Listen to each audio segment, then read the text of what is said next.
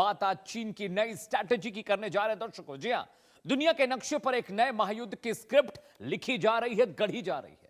और इस बार ड्रैगन ने जो चाल चली है उसने वॉशिंगटन से लेकर ताइवान तक हड़कंप मचा दिया है। चीन इस वक्त दुनिया में वो मुल्क बन चुका है जो कहीं भी मौका देखकर वहां अपना अभेद्य किला तैयार कर लेता है। उत्तर पश्चिमी रेगिस्तान के सन्नाटे को चीरते हुए चीन ने एक ऐसा विशाल और खौफनाक सैन्य परिसर खड़ा किया है जिसे देखकर अमेरिका के चोटी के रक्षा विशेषज्ञों के भी होश फाकता है। हामी न्यूक्लियर साइक्लोफिल के नाम के पास खाली और सुनसान पड़े मरुस्थल में तबाही का एक नया ठिकाना बनकर तैयार है। सैटेलाइट से ताजा और बेहद साफ तस्वीरें गवाही दे रही है कि चीन ने यहां एक विशाल अभेद्य 3 लेयर मिलिट्री कॉम्प्लेक्स खड़ा कर लिया है। यह कोई साधारण सैन्य अड्डा नहीं बल्कि चीन का वो परमाणु चक्रव्यूह है जो सीधे तौर पर व्हाइट हाउस की नींद उड़ाने के लिए काफी है। इस शातिर किलेबंदी का सीधा मतलब है चीन की सेकेंड स्ट्राइक क्षमता का महाविस्फोट। ड्रैगन ने रेगिस्तान में एक ऐसा मृत्यु जाल बिछाया है जिसे भेजना अमेरिकी मिसाइलों के लिए नामुमकिन साबित होगा। अगर भविष्य में अमेरिका ने ताइवान के मसले पर पैर आगे बढ़ाया तो चीन पर पहला एटमी वार करने की हिमाकत की तो इसी मरुस्थल की कोख से ड्रैगन का भी वो पलटवार निकलेगा जो सुपर पावर को पल भर में राख कर देगा। दरअसल ताइवान के मामले में अमेरिका का वो चेक होल्ड है जो व्हाइट हाउस की हर रणनीति को सीधे घुटनों पर लाकर खड़ा कर देगा। चीन की दूरदर्शिता और रणनीतिक चतुराई दिखाती है कि वो न सिर्फ अपनी मिसाइलों को महफूज रख रहा है बल्कि अमेरिका को एक स्थायी मनोवैज्ञानिक और सैन्य दबाव में जीने पर मजबूर भी कर रहा है। आज हम डिकोड करेंगे ड्रैगन के इसी महाविनाशक 3 लेयर चक्रव्यूह की पूरी इनसाइड स्टोरी। चलिए ग्राफिक के जरिए पहले आपको पूरा मामला समझाते हैं। आपने पेंटागन तो सुना होगा लेकिन चीन ऑक्टागन तैयार कर रहा है। कैसे? ग्राफिक्स पर आते दर्शकों आपको मैं बताता और समझाता हूं कि आखिर क्या डिटेलिंग है, क्या कुछ हो रहा है जिसकी वजह से चीन की सरकत से अमेरिका परेशान है। अमेरिका के किसी भी फर्स्ट स्ट्राइक को विफल करने की तैयारी चाइना कर रहा है क्योंकि जिस तरह की स्ट्रैटेजी अमेरिका अपनाता है कुछ उसी रास्ते पर चाइना भी है। चीन की सेकंड स्ट्राइक कैपेबिलिटी को मजबूत करने की कोशिश की जा रही है। सेकंड स्ट्राइक कैपेबिलिटी यानी 2 इलाके होंगे हमले के, एक बीजिंग से दूसरा इस मरुस्थल से। अमेरिका के किसी भी फर्स्ट स्ट्राइक को विफल करने की तैयारी चाइना कर रहा है और चीन की खतरनाक तैयारी इसका उद्देश्य क्या बता रहे हैं। चीन की जो सेकंड स्ट्राइक कैपेबिलिटी है उसे मजबूत करने की कोशिश की जा रही है और यही सबसे ज्यादा परेशान करने वाली और सबसे ज्यादा हैरान करने वाली चीज है। अगले ग्राफिक्स पर आते हैं पीछे। जी हां, आपने देख लिया कि चीन तैयारी क्या कर रहा है, आपने देख लिया। अब आगे बढ़ते हैं। चीन मृत्युलोक में घिरा अमेरिका पहली लेयर क्या सेंटर में मुख्य कमांड सेंटर बनाया जाएगा यानी पेंटागन आपने देखा है जो हेडक्वार्टर है मिलिट्री हेडक्वार्टर अमेरिका का, वैसा ही ऑक्टागन चाइना भी बना रहा है दर्शकों, जहां से पूरे परमाणु हमले का संचालन होगा। एक अलग active naval base, army base, air force base बनने जा रहा है। सैनिकों और कमांड स्टाफ के लिए मजबूत आवासीय इमारतें बनेंगी यानी इमरजेंसी की हालत में अगर हमला होता है तो ऑक्टागन से चाइना सब कुछ कंट्रोल करेगा। भारी ट्रक, माउंटेड मिसाइल लॉन्चर्स यहां पर हैं। एक अभेद्य किला बनाया जा रहा है, एक कमांड सेंटर बन रहा है, एक कॉम्बैट सेंटर कहिए बन रहा है। हथियार डिपो और बख्तरबंद वाहनों का भंडारण यहां पर किया जाएगा। हथियार यहां पर होंगे, रिसर्च यहां पर होंगी, तमाम जो स्पेशल वेपन्स है यहां पर रखे जाएंगे। मिलिट्री कॉम्प्लेक्स में 3 विशाल ऑक्टागन बेसेस हैं। ऑक्टागन यानी 8 आकृति वाले, जैसे पेंटागन में 9 होते हैं, ऑक्टागन में 8 कोने होते हैं। जी हां, कमांड सेंटर सैनिकों के रहने की व्यवस्था होगी, तमाम इंतजाम होंगे। अगले ग्राफिक्स पर आते हैं दर्शकों। आपको ये मैंने बता दिया कि चाइना क्या कर रहा है, क्यों कर रहा है। अब समझिए रेगिस्तान में मिलिट्री कॉम्प्लेक्स क्यों बना रहा है। वजह नंबर 1, चीन अपने परमाणु जखीरे का तेजी से विस्तार कर रहा है, उसको रखने के लिए जगह चाहिए, उसको हिसाब किताब करनी है। भाई इतने बड़े पैमाने पर सैनिक होंगे, इतने हथियार होंगे तो एक जगह पर रखना खतरनाक है। साइलो आधारित कॉम्प्लेक्स चीन की क्षमता को कई गुना बढ़ा देंगे। इसके बढ़ने से चीन ज्यादा सुरक्षित हो जाएगा। रेगिस्तान रणनीतिक गतिविधियों को छिपाने के लिए बेहतर है। वहां पर इलाके में वीराने में ये सब तमाम अपने एक्सपेरिमेंट करेंगे। दूर दराज के क्षेत्रों में सैटेलाइट या हवाई निगरानी से बचना आसान हो जाएगा। वो सुदूर का इलाका है, कोई वहां पर जाएगा घुसेगा तो कम से कम चाइना ज्यादा बेहतर तरीके से उन्हें ट्रैक कर सकता है। एंटी सैटेलाइट लेजर हथियार को परखने का आदर्श स्थान ये बताया जा रहा है उस मरुस्थल में जहां पर चाइना ने अपनी ऑक्टागन बिल्डिंग बनानी शुरू की है। बैलिस्टिक मिसाइल डिफेंस सिस्टम का टेस्टिंग करना वहां पर ज्यादा आसान होगा। अगले ग्राफिक्स पर आते हैं दर्शकों। रेगिस्तान में मिलिट्री कॉम्प्लेक्स क्यों बन रहा है बता दिया। चीन के परमाणु हथियारों की संख्या 2030 में कितनी होगी, पेंटागन की रिपोर्ट बताती है कि यह संख्या बढ़कर करीब करीब 1000 हो जाएगी। समझिए साइलो बेस्ड मिसाइलों के अलावा दूसरी मिसाइलों पर भी चीन लगातार काम कर रहा है। आईसीबीएम्स के अलावा और भी उच्च तकनीक पर चाइना काम कर रहा है। जी हां, 2000 मोबाइल लॉन्चर और पनडुब्बी से दागी जाने वाली मिसाइलों को पर भी तेजी से चाइना वहां पर काम कर रहा है, और उनको लगता है कि आने वाला जो समय है वो अमेरिका जैसे दुश्मन का मुकाबला करना है। 2030 तक चीन के परमाणु हथियार की संख्या 1000 हो जाएगी। ठीक है, आगे बढ़ते हैं दर्शकों। देखिए, आपको हमने ये बता दिया कि आखिर चाइना क्या कर रहा है, ऑक्टेगन बनाने के पीछे की वजह क्या है, लेकिन सबसे बड़ा मसला यह है दर्शकों कि ये करने की वजह क्या थी। वजह यह थी कि चाइना अपने कमांड सेंटर्स दो जगह बनाना चाहता है, कॉम्बैट सेंटर्स। एक तो बीजिंग में है वहां पर, दूसरा वो बनाना चाहता है एक ऐसी जगह पर जहां पर अगर उसका एक कमांड सेंटर तबाह होता है तो दूसरे कमांड सेंटर से वो जंग लड़ सके। और जहां पर उसने ये कमांड सेंटर बनाया है वो बहुत खुफिया जगह है, जिसकी तस्वीरें भी आपको टीवी स्क्रीन पर मैं अभी दिखा रहा था। स्वागत कीजिए, दो खास मेहमान मेरे साथ जुड़ रहे हैं, उनके जरिए इस पूरी डिटेलिंग को हम समझने की कोशिश करेंगे। कोमोडोर भूषण, कमांडर भूषण दीवान मेरे साथ हैं, डिफेंस एक्सपर्ट हैं। सर, बहुत बहुत आपका स्वागत है। इसके अलावा संजीव श्रीवास्तव साहब भी जुड़ेंगे मेरे साथ, विदेशी मामलों के जानकार, उनके पास भी मैं जाऊंगा। दीवान सर, सबसे पहले मैं आपके पास आ रहा हूं। ये ऑक्टेगन बिल्डिंग जो बना रहा है चीन, इसीलिए बना रहा है शायद कि उनको अपने दो कमांड सेंटर्स चाहिए, दो वॉर सेंटर्स चाहिए, जहां से वो एक बड़े पैमाने पर अगर कभी जंग हो तो उनको वो कंट्रोल कर सकें। धन्यवाद अमित जी, बिल्कुल आप सही कह रहे हैं। उसके अलावा समझने की बात यह है कि ये खबरें ये बताती हैं कि चीन ने ये जो चीज है कि अंडरग्राउंड बंकर्स और अंडरग्राउंड लॉन्च मिसाइल पैड्स और अंडरग्राउंड ऑफिसेस, ये पूरा कॉम्प्लेक्स, ये अंडरग्राउंड का आइडिया जो ईरान से इन्होंने इसको पकड़ा है। कहते हैं किसी से भी नई चीज सीखने की अपने को शर्म नहीं होनी चाहिए, ठीक है ना। जो ईरान ने अमेरिका जैसी पावर की चक्की छुड़ा दिए इसी वजह से, तो ये काम कर रहा है चीन। और सेकंड स्ट्राइक कैपेबिलिटी के दो मतलब है अमित जी, शायद आपने सेकंड पॉइंट बताना चाहिए था, बताने वाले थे शायद आप। एक तो ये है कि दो कमांड सेंटर है, एक डिस्ट्रॉय हो जाए तो दूसरा ऑल्टरनेट, जिसे कहते हैं स्टैंड बाय सिस्टम कहा जाए, या सेकंड रिफ्लेक्ट, कंटिन्यूअसली वो रिफ्लेक्ट करता है, कंटिन्यूअसली अलाइनमेंट में रहता है। लाइव दूसरा ऑनलाइन आ जाएगा एकदम वो दूसरा, अगर पहला उड़ जाए तो। सेकंड, दूसरी बात, न्यूक्लियर की जो सेकंड स्ट्राइक कैपेबिलिटी की जाती है, अभी तक तो चाइना कर रहा था मिनिमम न्यूक्लियर डिटरेंस के प्रिंसिपल पे काम। अब वो कह रहा है सेकंड स्ट्राइक कैपेबिलिटी बड़ा मजबूती से आगे बढ़ रहा है। सेकंड स्ट्राइक का मतलब ये है जैसे हमारे पास भी न्यूक्लियर सबमरीन है, चीन के पास भी, रशिया के पास। तो क्या होता है, अगर आप जो लॉन्चर्स पे मिसाइल्स हैं, जो एयरक्राफ्ट में न्यूक्लियर मिसाइल्स हैं, न्यूक्लियर वॉरहेड्स वाली, वो तो क्या है, वो रेडार से पता लग जाएंगी। पर जो सबमरीन में होती है, और खास कर न्यूक्लियर सबमरीन में जो न्यूक्लियर मिसाइल आईसीबीएम है, तो वो तो पता नहीं कहाँ है। न्यूक्लियर सबमरीन को ट्रैक करना आसान नहीं, वो दुनिया में कहीं भी हो सकती है। तो ये होता है, आप तो हम पे मार देंगे दाग समझो, हम तो पहले नहीं मारेंगे समझो, आपने मारा तो आपको पता होना चाहिए हमारे पास छुपी हुई ऐसी न्यूक्लियर डिटरेंस है जो आपको तबाह कर देगी। तो ये है सेकंड स्ट्राइक कैपेबिलिटी। पहले तो आपने कर दी, सेकंड हम करेंगे। और तो उसके लिए आपको पता है, तो इसलिए आप कभी हिमाकत नहीं करेंगे हमारे पे अटैक करने की। ये है, और ये जो कर रहा है चीन, मतलब वो चीन पूरी तैयारी कर रहा है 100% डिटरेंस, जिससे अमेरिका जो है बिल्कुल कुछ हिमाकत ना कर पाए। Alright sir, point taken. Sanjeev sir, मैं आपके पास आ रहा हूँ। ये मैंने भी गूगल के जरिए वो पूरा इलाका आइडेंटिफाई करने की कोशिश की सर। सिंजियांग प्रांत जहां पर है वहीं पर सर ये बना रहा है। वहां पर साइलो एक साइट है, एटॉमिक साइट, जो हामी परमाणु साइट है, जो अभी भी एक्टिव है चाइना की। वहां पर बहुत सारे पुराने टेस्ट भी चाइना ने किए हैं।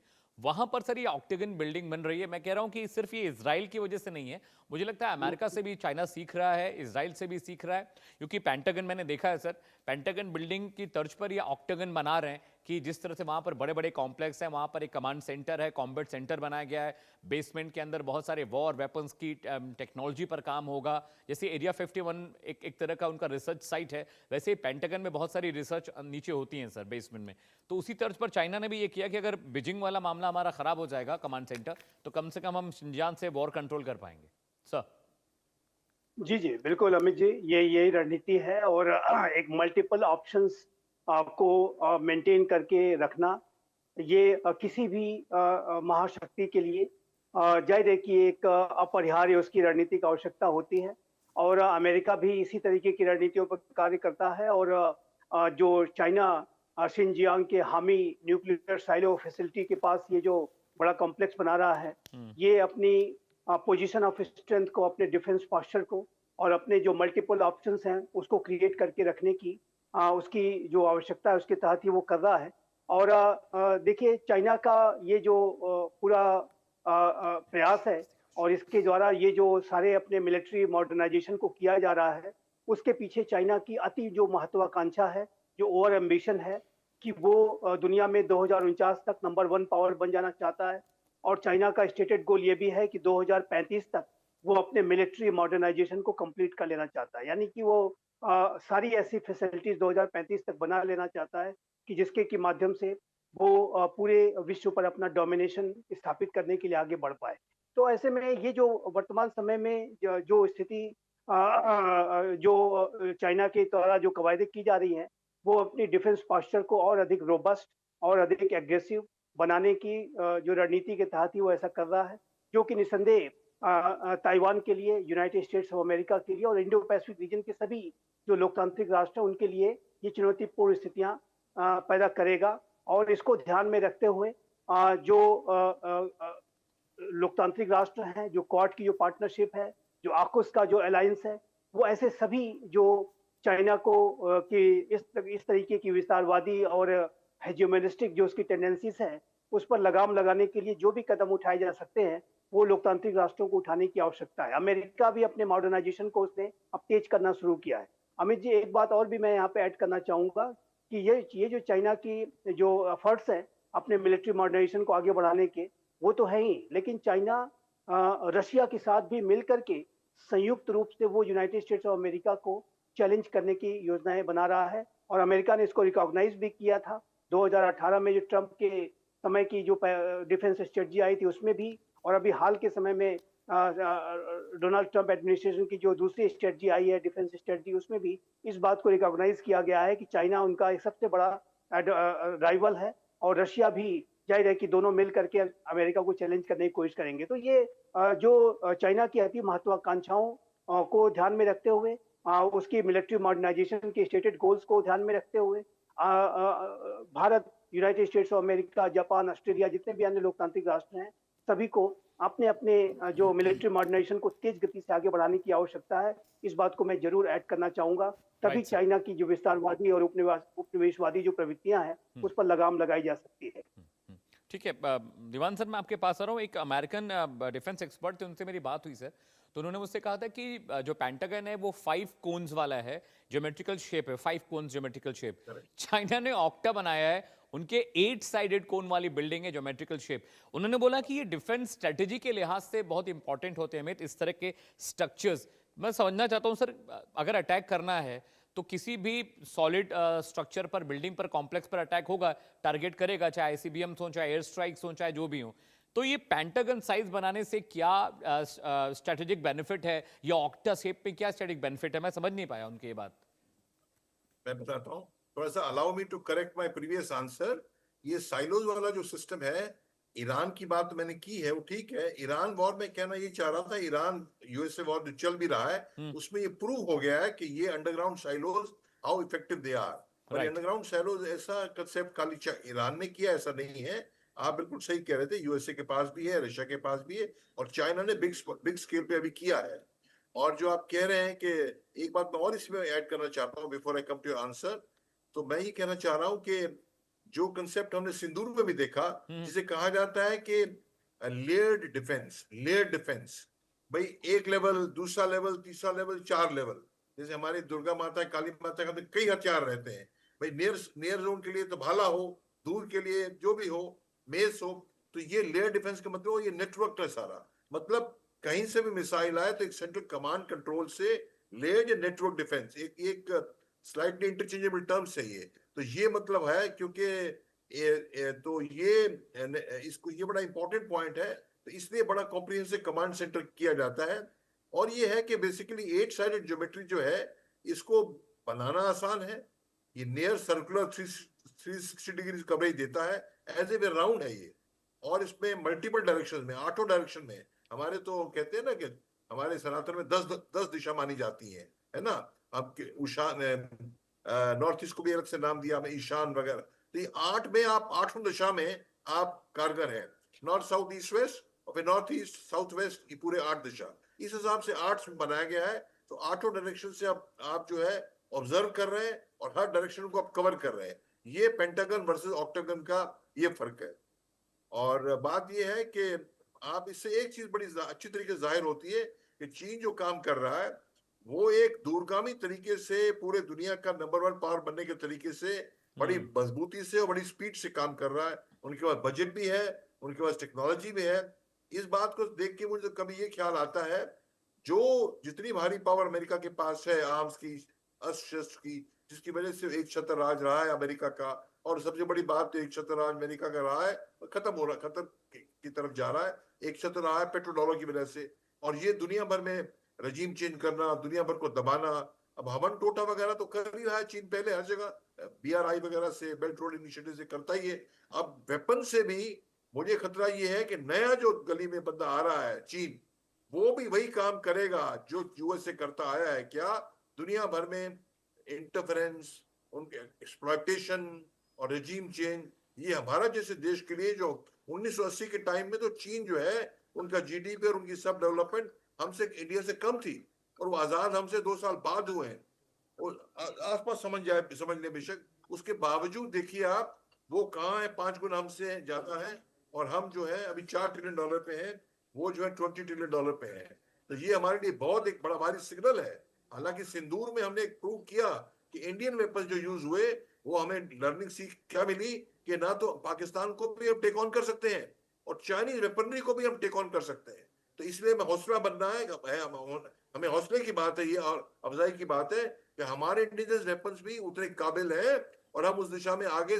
एक ही काम है, स्पीड से और ज्यादा बजट डाल के। राजीव गांधी के टाइम में 4% GDP था, GDP का 4% डिफेंस बजट था। अभी इंडिया में तो आप समझ रहे हैं 2 से भी कम है। तो हमारा भी ये सिग्नल है, क्योंकि देर सवेर 5 साल 7 साल के अंदर हमारे ऊपर वॉर आना चाइना की तरफ से लाजमी है। तो हमें ये देखना होगा कि हम इसको कैसे, इससे क्या सीख लेके और क्या अपनी सब तैयारियां एकदम एक्सलेट करते हैं। Amit ji. Alright sir. Sanjeev sir, मैं आपके पास आ रहा हूं। जो कमांडर साहब ने एक बात बोली है कि आज नहीं तो कल चाइना हम पर अटैक करेगा, और ये बिल्कुल